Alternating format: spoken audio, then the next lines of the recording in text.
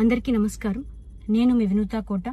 తెలుగింటి ఆడబిడ్డగా మీడియా ద్వారా రాష్ట్ర ప్రజానికానికి, శ్రీకాళహస్తి నియోజకవర్గ ప్రజలకు, నాతో పనిచేసిన మా జనసైనికులకు కొన్ని విషయాలు తెలియజేయడానికి మీ ముందుకు వీడియో ద్వారా వస్తున్నాను. మనసు నిండా పుట్టెడు బాధతో మీ ముందుకు వచ్చాను. మేము చేయని తప్పుకి మేము జైలుకు వెళ్ళినందుకు కూడా నాకు బాధ లేదు, కానీ మేము చంపాము అని మీడియా ఛానల్లో ప్రచారం చేయడం నాకు చాలా చాలా చాలా బాధ వేసింది. అతని చావులో మా ప్రమేయం లేదని గౌరవ కోర్టు భావించింది కాబట్టే నాకు 19 రోజుల్లో బెయిల్ వచ్చింది.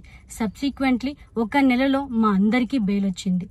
మేము ఫారెన్లో లక్షల జీతాలు వదులుకొని రాజకీయాల్లోకి వచ్చింది ప్రజలకు సేవ చేయడానికి, కానీ మనుషుల ప్రాణాలను తీయడానికైతే కాదు.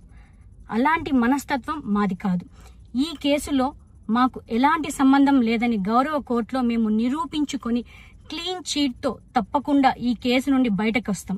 ఈ కేసు చెన్నై కోర్టులో విచారణ ఉన్నందున నేను ఈ కేసు గురించి ఇంతకు మించి మాట్లాడకూడదని మా లాయర్లు నన్ను సూచించారు. మేము ఏ తప్పు చేయలేదు. నిజాలు ఆ దేవదేవుడికి, శివయ్యకి తెలుసు. ధైర్యంగా పోరాడతాం.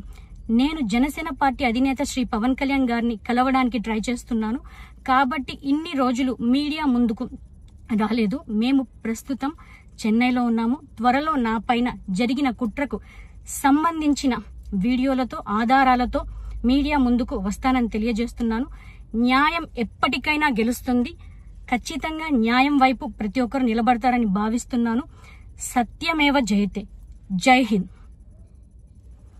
మీ వినూతా కోట.